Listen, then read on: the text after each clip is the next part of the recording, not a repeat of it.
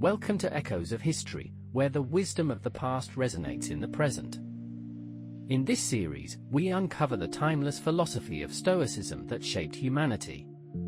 Today, we begin with one of the greatest minds of the ancient world, Marcus Aurelius.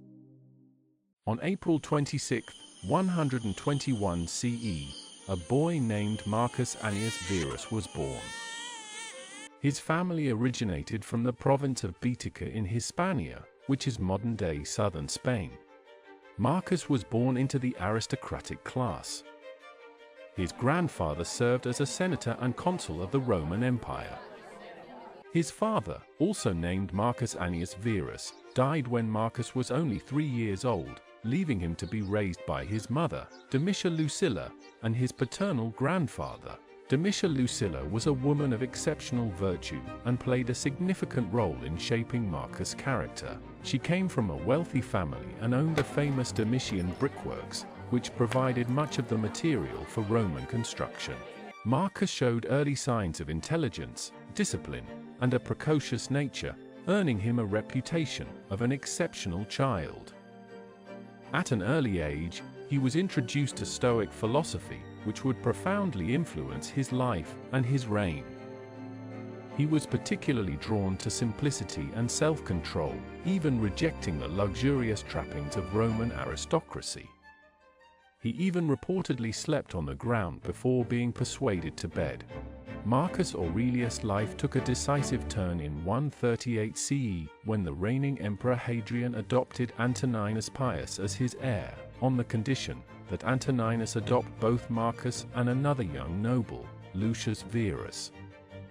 Marcus, only 17 at the time, became the designated successor to Antoninus Pius. Hadrian saw immense potential in Marcus, whom he nicknamed Verissimus, meaning most truthful. After his adoption, Marcus was given the name Marcus Aurelius Aurelius Verus and began a rigorous education designed for future emperors. Under the guidance of Antoninus Pius, Marcus received training in law, administration, and governance. He also studied rhetoric, philosophy, and literature under some of the greatest minds of his time, including Herdes Atticus, a famed rhetorician, and Fronto, a master of Latin prose. Fronto described Marcus as an exemplary student with a sharp intellect and an intense desire to improve. While Marcus was exposed to various schools of philosophy, it was Stoicism that left the deepest impression on him. The Stoic philosopher Epictetus and the works of Seneca became his lifelong inspirations. Marcus married Faustina the Younger, the daughter of Antoninus Pius, in 145 CE. Their marriage, while sometimes strained due to rumors of Faustina's infidelity, produced 14 children, though many of them died in infancy. Notably, their surviving son, Commodus, would later become emperor. When Antoninus Pius died in 161 CE, Marcus Aurelius ascended to the throne. Uniquely, he shared the title of emperor with his adopted brother Lucius Verus, creating the first co-emperorship in Roman history. While Marcus was the senior emperor and primary decision-maker, he maintained a collaborative relationship with Lucius. Their reign began under difficult circumstances, including war and plague. Shortly after Marcus and Lucius became emperors, the Parthian Empire invaded Roman territory in the east. Lucius Verus took charge of the military campaign, but it was Marcus' strategic oversight that ensured victory. Roman forces eventually defeated the Parthians, but returning soldiers brought with them a devastating plague, likely smallpox, that spread throughout the empire, causing widespread death and economic turmoil. The northern frontier presented Marcus with one of his greatest challenges. A coalition of Germanic tribes, including the Marcomanni, Quadi, and Sarmatians, breached the Roman frontier along the Danube River. The resulting conflict, known as the Marcomannic Wars, occupied much of Marcus' reign. Despite his philosophical nature and preference for peace, Marcus proved to be a capable and determined military leader. He spent years personally commanding troops on the front lines, often enduring harsh conditions alongside his soldiers. Marcus Aurelius ruled with a deep sense of responsibility, adhering to his Stoic principles of justice, temperance, and duty. He sought to govern for the benefit of all Roman citizens, not merely the elite. His administration focused on alleviating the effects of the plague by organizing relief efforts, providing aid to orphans and the poor, reforming laws to make them fairer and more humane, protecting slaves from mistreatment by their masters.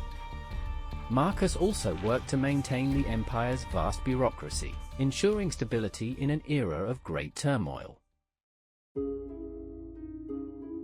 Marcus Aurelius is best remembered today for his work Meditations, a series of personal reflections written during his military campaigns.